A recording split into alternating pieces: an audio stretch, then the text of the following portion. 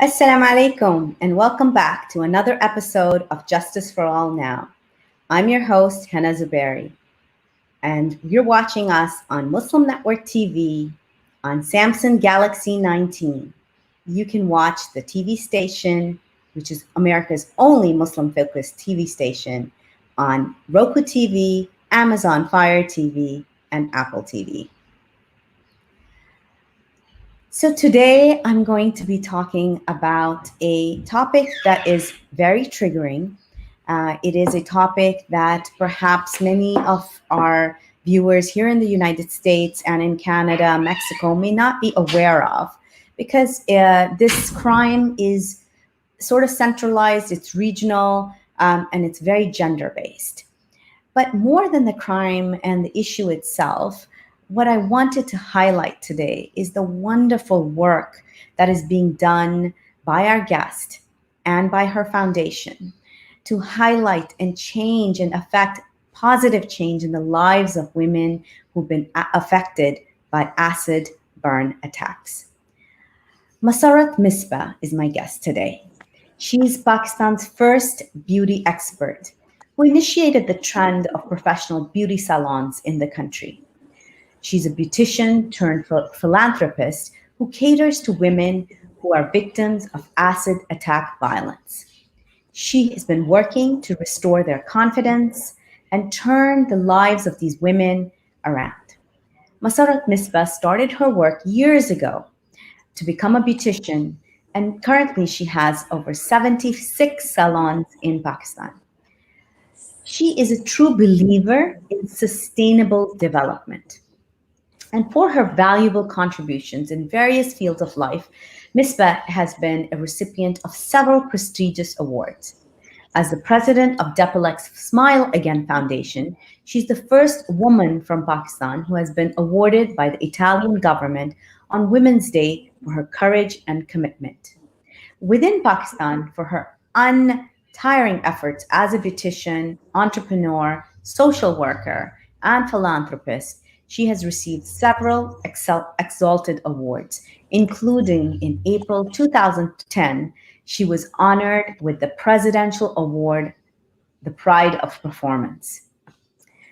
Currently, under the foundation, and we'll learn much more about the work of the foundation, how she's changed the notion of beauty around in Pakistan, and how her foundation is assisting 760 victims of not only acid attacks, but kerosene attacks, and as well as accidental attacks, accidental cases of, for example, many times, for those of you who may not be aware, gas is frequently used in homes and to warm homes in Pakistan. Gas heaters are frequently used to that are individual units, and when those get left behind or accidents occur because of them, gas tanks are often used to cook in kitchens, and accidents can occur, and victims are often women in the family. So, without any further ado, and another reason that I really wanted to focus on this particular issue is this is something where we have seen practical steps being taken to reduce the amount of attacks, the reported cases. For example, the Acid Survivor Foundation in Pakistan has revealed that reported cases of acid attacks on women have dropped from around to around 50% compared to the last 5 years. Especially in 2016 and 2017, there were a total of 71 victims of acid attacks, whereas between 2018 and 19, there were 62 cases of acid throwing, 11 cases of burning, and 4 with multiple burns. So we're going to talk about this and much more with Sister Masarrat. And thank you so much for being on here. We really are looking forward to talking to you and learning from you. And just your work has been inspirational.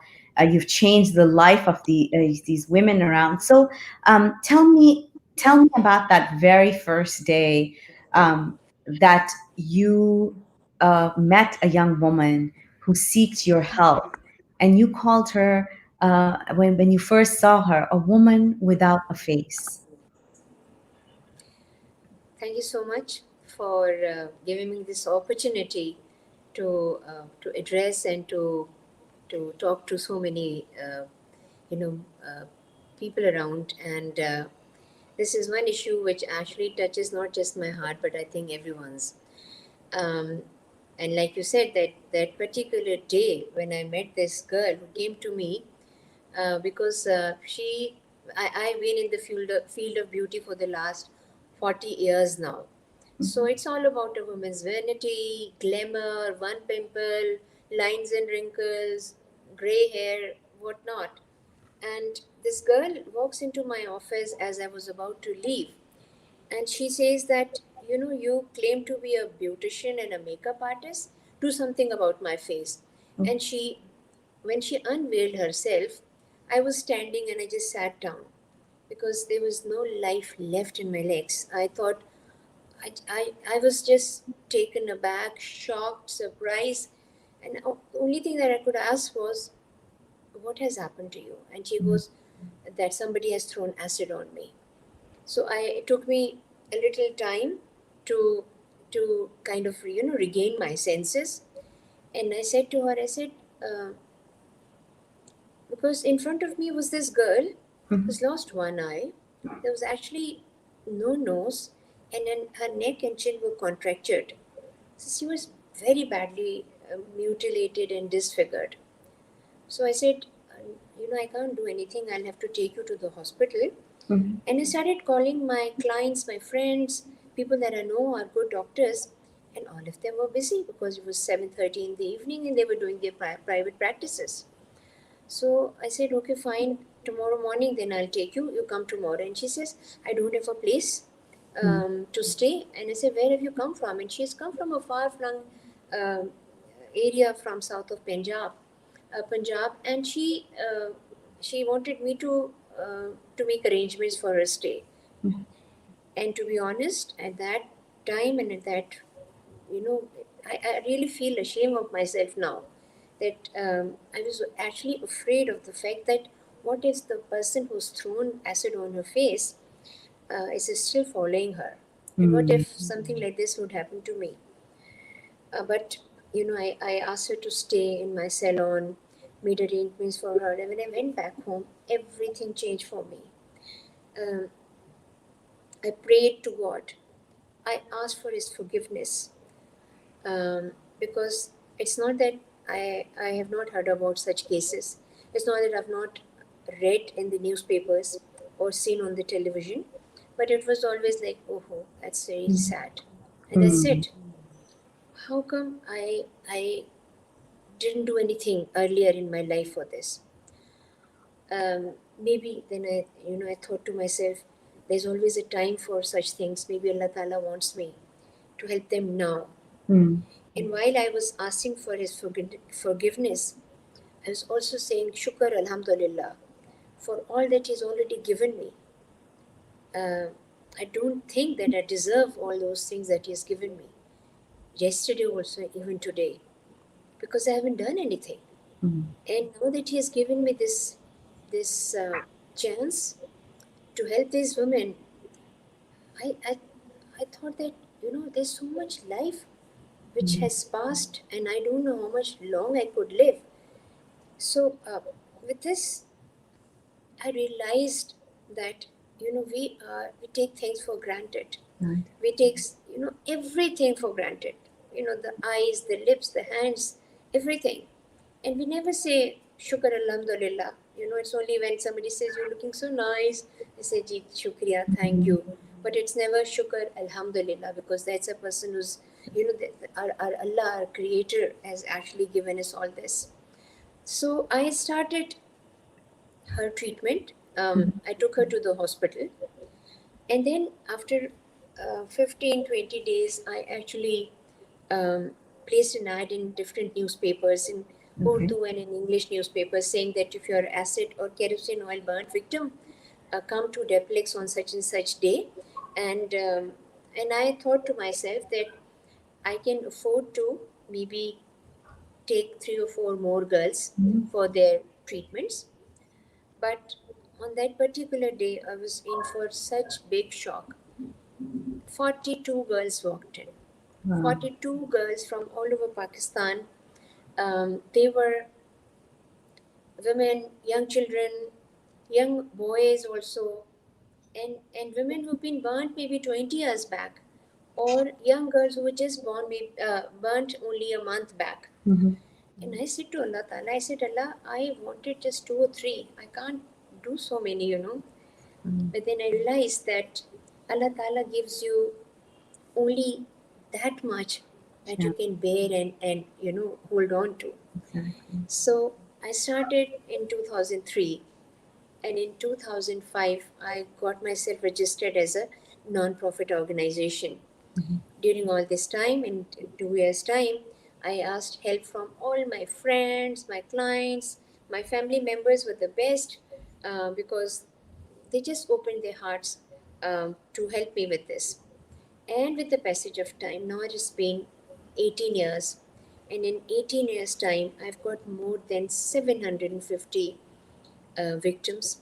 Mhm. I've also started taking girls who've been burnt accidentally. Sometimes they tell us the story and it is an accident, but Mhm. it's later when they become close to us or they feel strength enough to tell us the truth, it's actually they were burnt intentionally. Very intentional. But in accidental cases also, and I realized that if the whole family is burnt because of a gas leak or maybe some other reasons, Mhm. the women don't get to the same kind of treatment, but the boys do. Voice too. Why? Because they think that women is a burden on them, So, and especially if there are many girls in the family. So they rather let her die, let her rot like a vegetable, than to spend money on her because she is of no use to them. She this is can't get married, she can't work, and then there's a taboo attached to her that if she goes um, to any events or weddings and all, people won't let her come near even the bride. They say no, no, uh, no. She's a upshugan. She's manus. She can't be near her because it will have bad effect on the on the, newlywed couple or the and this especially is the so girl. un-Islamic. Like just hearing those thoughts or those, not having belief in or having belief in anything else except for God's decisions or God's will is un-Islamic, right? And even this, the nature of this act is so horrifically un-Islamic. Like I can't even think of any other. So I really wanted you to explain to our audience the nature of this crime and why does it occur. Okay, so there are like five main reasons. Mhm. Uh, Number one is always if a girl refuses to marry a boy, a man, an elderly person, then the ego is so badly hurt that they say that if you're not mine, then you can't be anybody else's. Mm. Even if they are in so much in love, that why don't they throw acid on themselves? Why it's Mm. only the woman who has to, take the brunt of their love? So, so one reason is refusal of marriage. The second, or any such um, like people do want sometimes to make friends with, and if that girl refuses, they say, oh, you're refusing me, I Mm. am, you know, so and so, and how come I hear a no from a woman Mm. and a young woman? So that's one reason. Then the second reason is dowry. If Mm. they don't bring enough dowry, then there's always violence in the house, and sometimes it's not just the men who actually goes to the extent of throwing or burning this woman with kerosene. It's the whole family also, the mother-in-law, the sister-in-laws. And then the third is if a woman has given birth to a female child only, like if the fourth baby is a girl, then they say, well, you're no good, and they want them to leave And if this girl says that it's not my fault, I can't, why would I leave? Then they will find reasons and faults in her, and then it will culminate to a point where they would actually close the door, throw kerosene oil on her, and then they say that, well, she has committed suicide. Oh, it's fine. Then the fourth reason is inheritance. Mm. If a girl is getting even a small piece of land, they don't want that land to go to this girl, a woman, or a widow. They would rather kill her. And so they do these things with the intentions of maybe just getting rid of her. And if she survives, then of course it is a very very difficult life for her. Then the fifth one is enmity. They find that the women in any family is the weakest link for their revenge. So if the children, if the girls are going to madrasas or schools, or if a girl is going to visit her family members, it's in between that rasta, this way that they would do something like this. Now, when I think about it, do you think that these are the reasons? This is not what I my religion tells us. If a girl doesn't want to marry anybody, in Okay. Quran it says that that girl has the right to say yes or no. If a husband divorces a woman because of whatever reason, the woman also has a right to take khula if she is not Mhm. happy. Girl child, I mean, look at the life of our Prophet Muhammad Sallallahu Alaihi Wasallam, peace be upon him. He would get her from his place. He would let Hazrat Fatma to Zahra come and sit where he is sitting, and kiss her on the forehead. This is the love, respect which a man is giving to a woman. Keep aside the relation. Yes, it's a fatherly love to a daughter, Mhm. but look at who is doing and Exactly. what he's doing. And And then who's doing it you too? talk about, yeah, and then talk about the dowry. How much did he give to Hazrat Fatma Zuhra? Mhm. I mean, if we and then of course the inheritance. There's a whole ayah, surah uske andar hai hamare in our Quran, which so clearly mentions, this is what you get, this is what she gets, this is what the children get. So everything is right there. So these are the reasons which, as a Muslim, are so clear to us. But why do we not act on such, easy ways of not doing any act which culminates to such a thing? It's because it's not just the education that we are not educated. Yes, we are not educated. But then, where in my country is not a mosque? Where Mhm. in any Muslim household, a mother or a father or a parent wouldn't like their children to complete Quran? Mhm. I mean, they would do complete the Quran at an age of 5 and 6 or 7, and they will distribute mitaiya and sweets everywhere. Mhm. Today we are starting Bismillah, and tomorrow is the Yameen, and then, but then this is what they think, that we have finished. We have done. He or she has read the Quran, and my duty, my farz is over.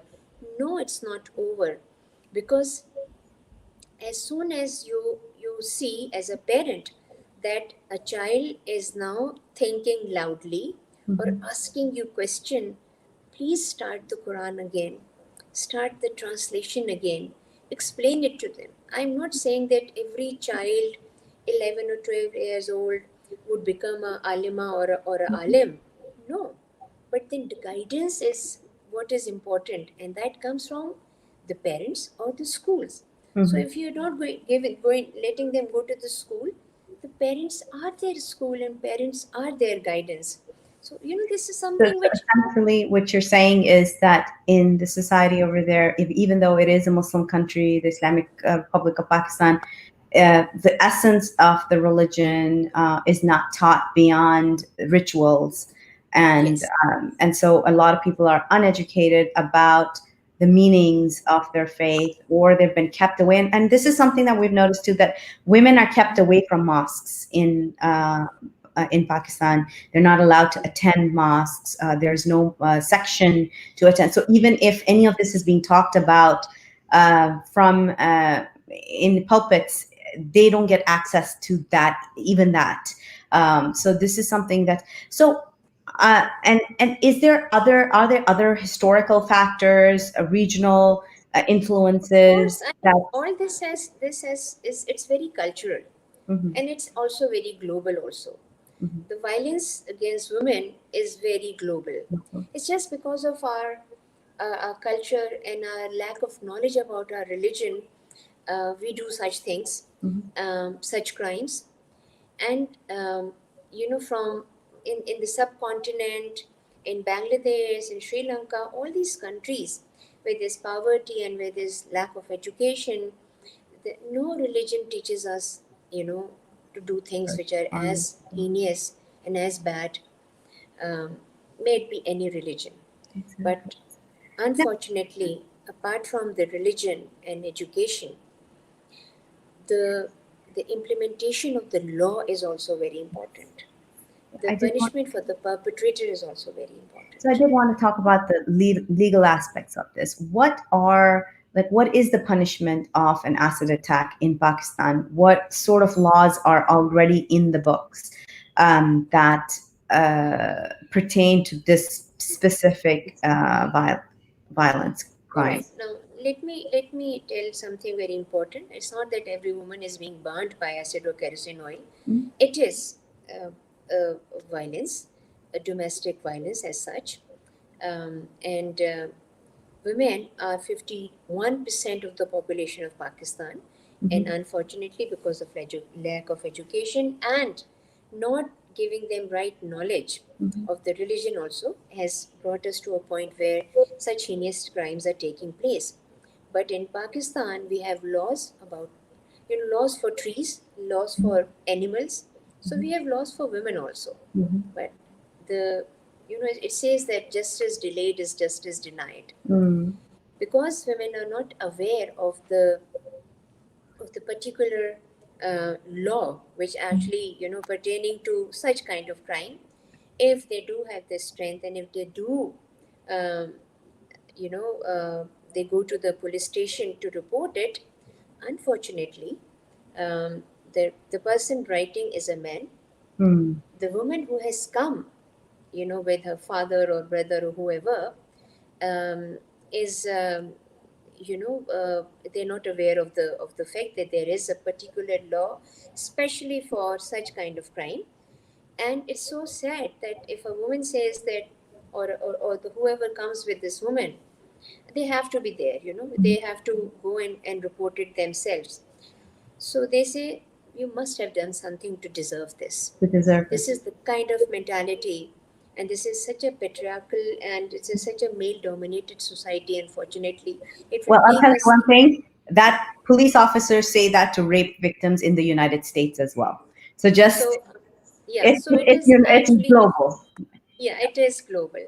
So, like, um, when I say that it's cultural, when I say it is maybe in this part of the world only, there's so many other factors also apart from education. There's poverty, there's so much frustration, and then of course a man ego. Mhm. Now the time is right for women of Pakistan now, to start educating their boys also, Mhm. their men also. When these women who come to me, when I identify them, I give them free medical help and support. I do not charge them a single penny. Mhm. If they're from far flung areas where hospital facilities are bad, I bring them down to a better hospital facility, a medical facility. And then while they're being treated, what we normally do is that we start training them in some kind of skill. Okay. Now that skill will actually make her that will make her confident. And of course, no matter if she starts earning $100, for example, and if she takes that money to her house because she's burnt and she was a burden before, the family would say, oh, she, "Aye to sada putter hai." Yani, Mm. he's the son of the family because she is now earning. Mm. So, like, this is the mentality. It's not just they don't love them, it's just that they have so much on themselves that it is they would rather leave that girl rot like a vegetable and not do anything about her. It's because that they don't have the means to do that, Means to and if do. they do, they would rather spend that money on a boy who would earn something back for them. So so for a woman who is burnt and who's looking a little better after maybe 20, 30, 40 surgeries, she's still a burden. But as Mm. soon as she starts earning a little amount, she actually now is taking care of herself. And if she earns a little better and she gives it to the family also says that, I mean, now that woman has a say in the matters of the family. Mm. So things do change as soon as women are empowered, Empowered, and exactly. that is very And this important. is something that you just said that was very it just touched a nerve, that even empathy can be a privilege.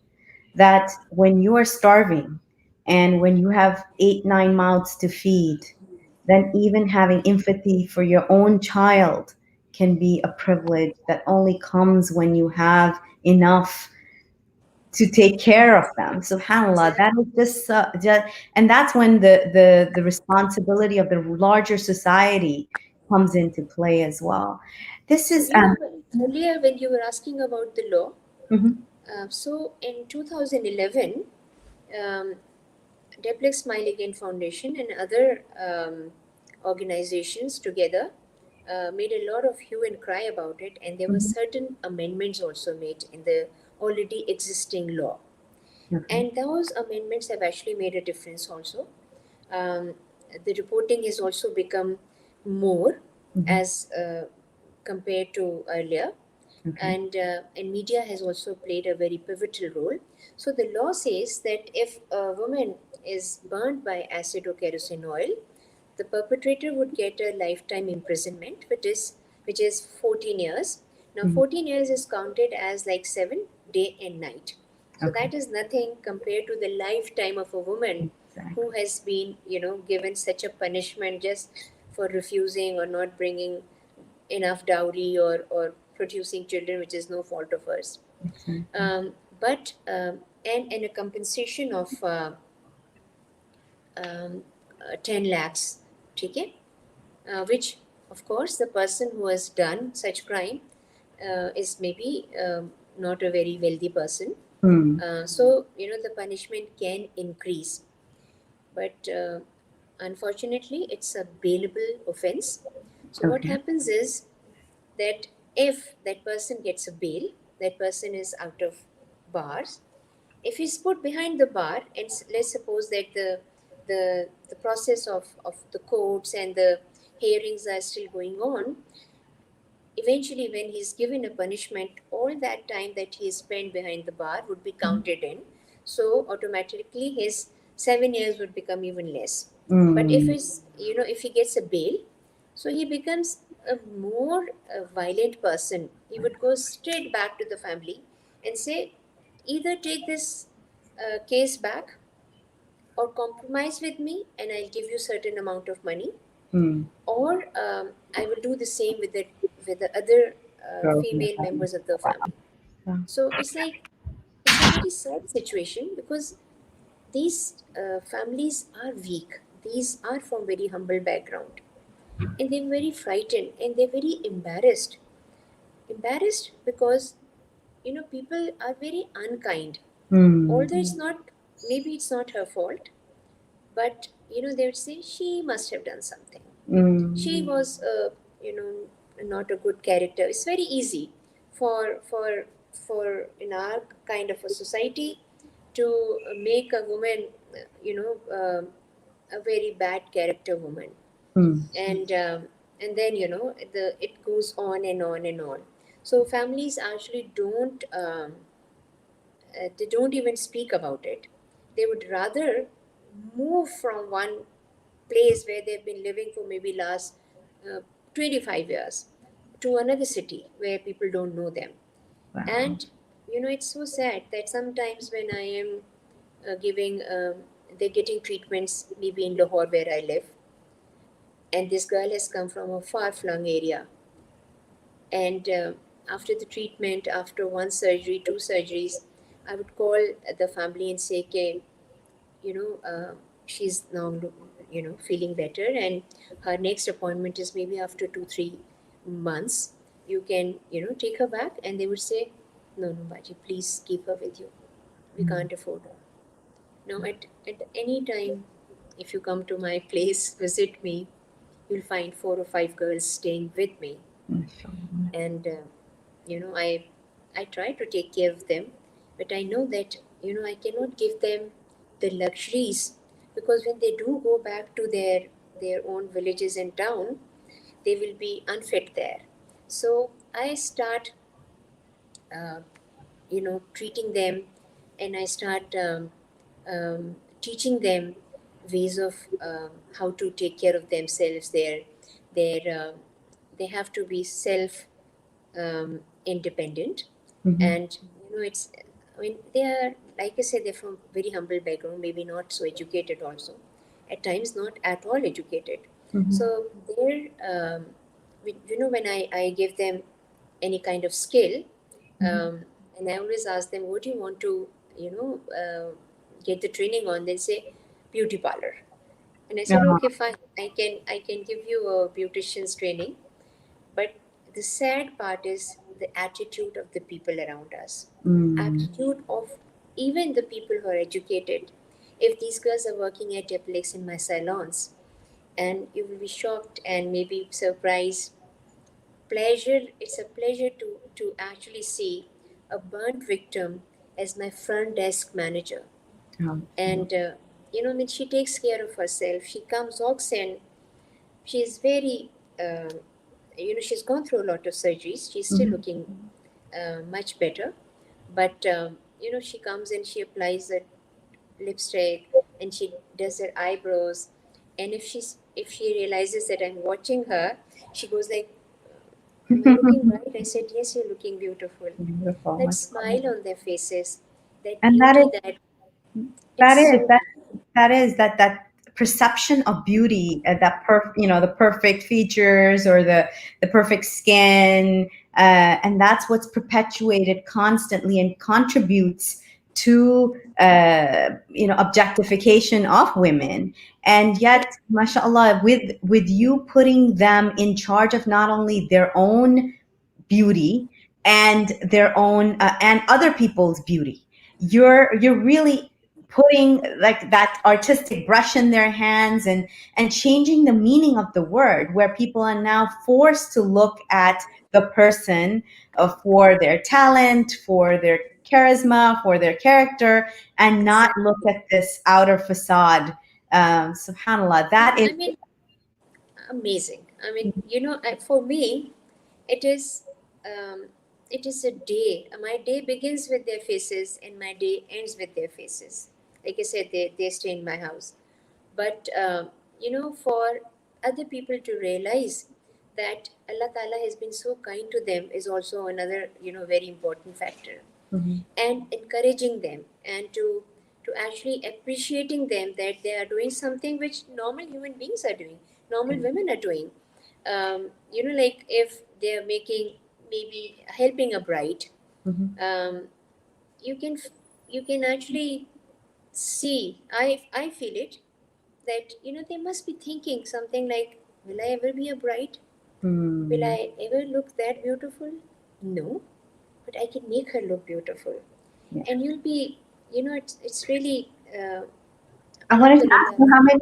I know that you have. Let's talk a little bit about this. What exactly does the foundation do? So it's called the Depilex, which is the name of your salon, Depilex Smile Again Foundation. What does the organization do? Okay. Um, Yes. So what we do is, once we identify the girl wherever she is in Pakistan, we start her medical treatment. okay. And during the medical treatment, we start her training in any skill. Even if she wants to continue with her studies, we actually give her scholarship and admission in schools and colleges, etc. And I must mention here that 4 of my girls have become trained, qualified nurses, and they're working in good hospital in the burns ward only, because they give a lot of strength to the women who are already there suffering, Suffering. maybe So it's a psychologically, it gives them a very good effect. One of my girl is actually doing her MPhil. One Okay. of my girl has become a lawyer. So many of my girls are actually beauticians. And so many of my girls are actually working from their houses also, because not all the family members allow them to work at their place, but it is mandatory for all my branches all over Pakistan to keep at least two acid victims or kerosene oil burnt victims or burnt victims in their salons if Okay. their families allow them. So Now, you've if institutionalized it. So it's yeah, a so it's like policy. Mhm. we have 76 branches all over Pakistan, so you can well imagine that there are about double this strength. And then also, some of the families don't allow them to work in salons Okay. because of whatever reason. So Mhm. I actually help them in opening up their own small businesses at home, in their rooms, just a small mirror, a chair, and a dressing table, which they have maybe. If not, then my trolley. So we arrange that also. Sometimes they're very good with sewing and embroidery and stitching, etc. So we provide them with good sewing machines. There are two, three girls Mhm. who've actually now at a stage where they've got industrial machine units, and they're not only employing their own sisters or brothers, but people from their vicinity also. Mhm. So, and they all call their businesses as Smile Industrial Home, Smile Beauty Parlor, and Masarrat Beauty Parlor. So And it's that's like, what your name means that too, right? Masarrat means happiness, smile. yes, yes, it does. And some of my girls are actually married also. Okay. 22 of my girls. And So that's we have, important in Pakistani culture. yes, It might not appear to be of value to maybe Western culture, but this is extremely something that is seen as empowerment too, to be married in yes, Pakistan. and like those 22 girls are not married to disabled or disfigured men. They're actually married to normal men. Hmm. Salute to all those boys and men who marry these girls. Hmm. There's a small incident which I must narrate, that there's a lady who was burnt by her in-laws 25 years back, 20 years back, and since then, she was never treated, but she survived and she lived. Her eyes were actually out of her sockets and she had a contracture. So my first, reaction was, when were you burned? I mean, it seems it was only yesterday. And then she says 20 years back. So we started her treatment. So her neck was contracted and she was so, her contracture was removed. She was so happy because she says, I can see the sky. I mean, it was like, मैं कहती हूँ Allah Ta'ala, we should be saying Shukr Alhamdulillah all the time.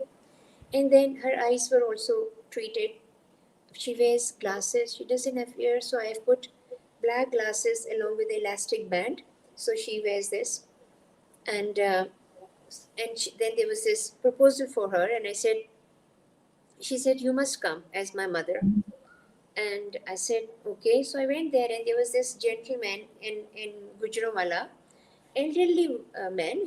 She's also 50 plus, and so I said, Shasab, do you know that it's not just her face but her body also?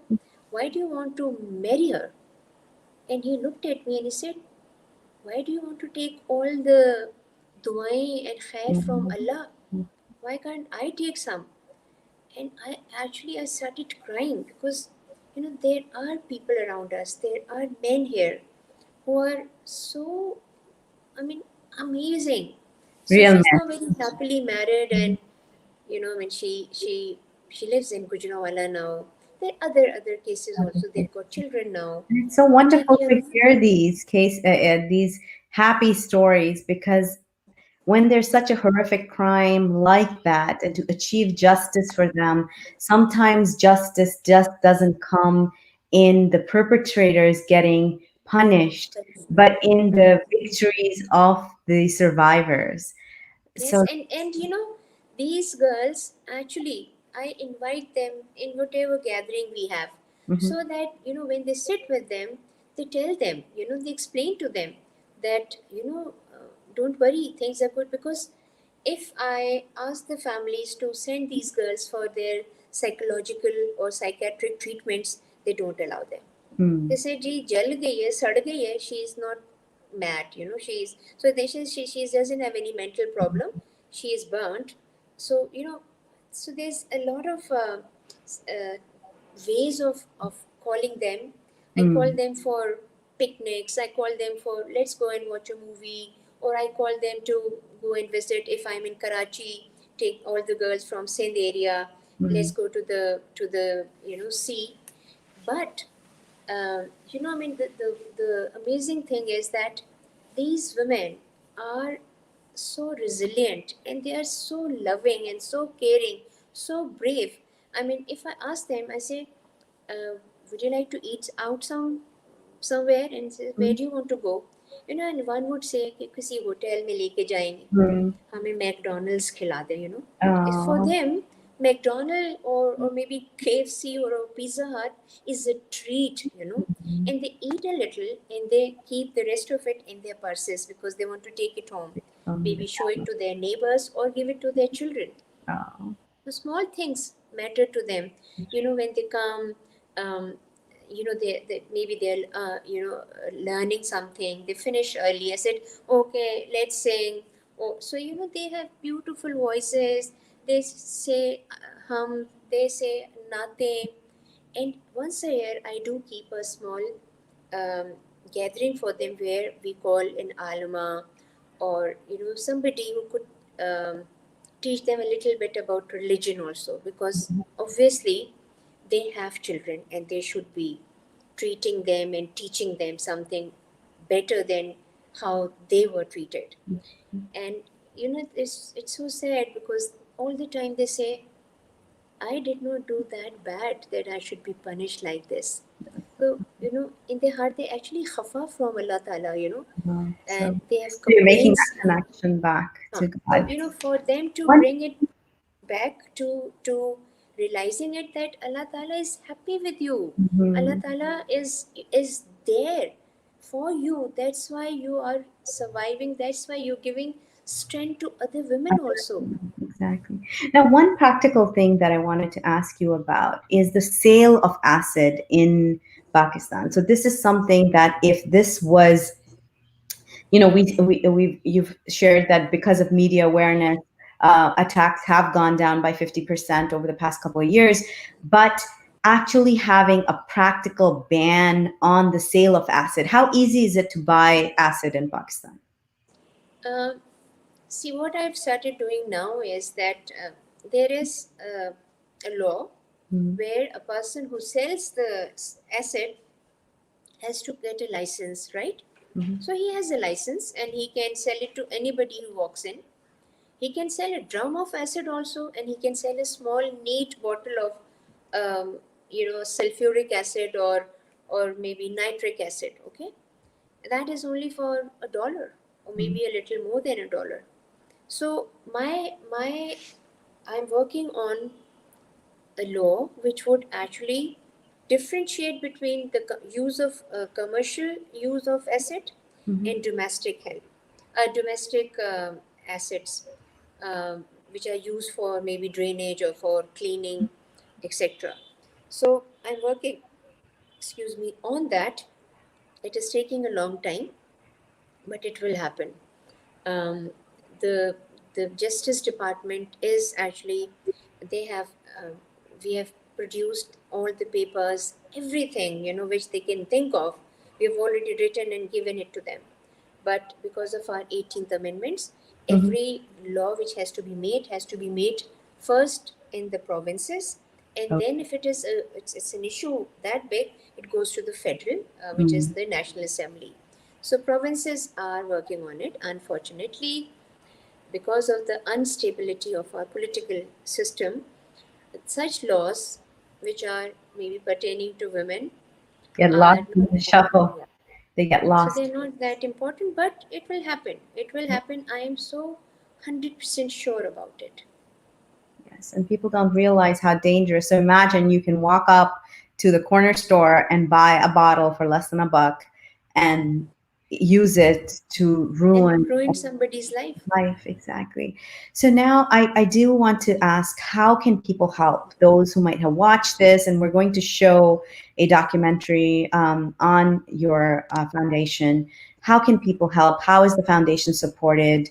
And I know we're sharing a link. Are some of these women zakat eligible?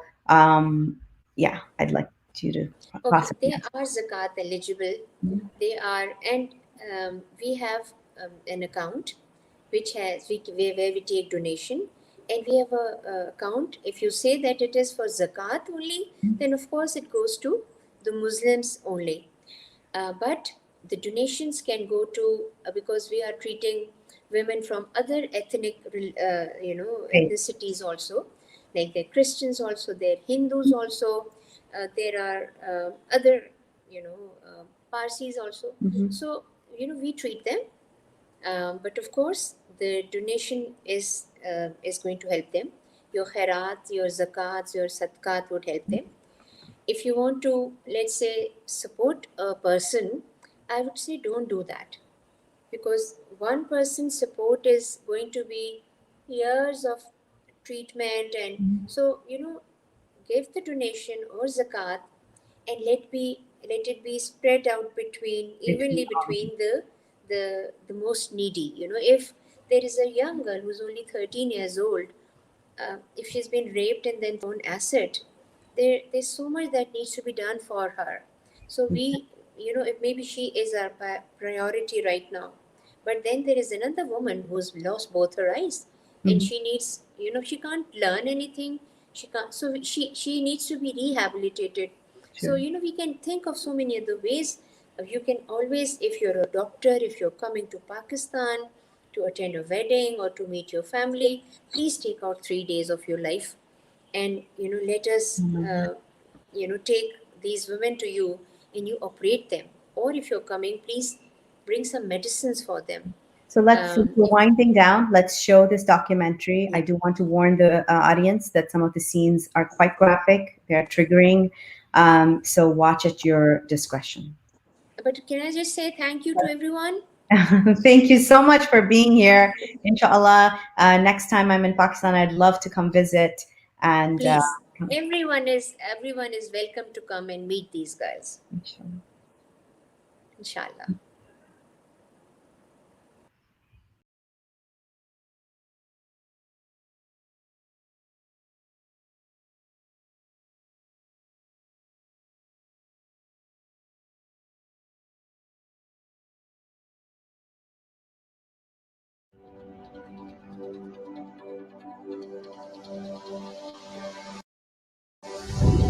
Welcome to the world of Dapilek Smile Again Foundation. Since 2003, we are helping acid and kerosene oil burn victims through medical treatment, psychosocial support, and training for their rehabilitation. Alongside, a regular advocacy campaign helps to raise awareness about this heinous crime. Acid and kerosene oil burning is a gender specific crime. Young girls and women between the ages of 14 to 25 are the common victims of this crime. Motives vary but are most frequently obsession, jealousy, suspected infidelity, refusal for marriage, female childbirths, demand for dowry, husband wanting to remarry, and non cooperation among families. More than 700 acid and kerosene oil burn women from all over Pakistan are registered with the foundation. They are treated without distinction of caste, creed, or religion. BSF has a humane approach, and therefore these are not numbers but human beings to be served with all required support till they are rehabilitated. BSF has enlisted selected hospitals across Pakistan for checkup, follow up, and surgeries of victims. Volunteer doctors from Britain, USA, France, and Italy also visit Pakistan on regular basis to perform reconstructive surgeries. In most cases, the treatment of burn victims is very lengthy, requiring 25 to 30 surgical operations over a period of time, and the total cost incurred on the process becomes quite substantial. The next phase of the path to recovery is the much needed psychosocial support. In addition to the inevitable psychological trauma, survivors also face social isolation. As such, psychotherapy is of vital importance. DSF engages the services of psychotherapists for healing sessions. Another aspect that DSF has always considered important is helping the patients with training and job placement. When women are supported and empowered, all of the society benefits. This is more so in the case of acid burn victims. While they are treated, they are also supported to complete their education and assisted to learn skills for economic sustainability. DSF has arranged training of many girls in beauty courses, tailoring, telecommunication, and business management. Some of them are employed in Depilex beauty clinics, the others run small parlors, tailoring shops, and utility stores. Many girls are also working in hospitals, banks, pharmaceuticals, telecommunications, restaurants, and shopping malls. DSF remains in touch with its family of patients and follows through till they are settled in the social mainstream. We happily share that 20 girls, after being fully treated, have been married, have become mothers, and are leading happy family lives. DSF arranged the ceremonies involving the media. In fact, the ceremonies were held in the studios of the participating TV channels, telecasting the events live. These events also serve as advocacy for the projection of the cause of women's rights, as well as build hope and confidence of the suffering families. Please join hands with Depilex Smile Again Foundation.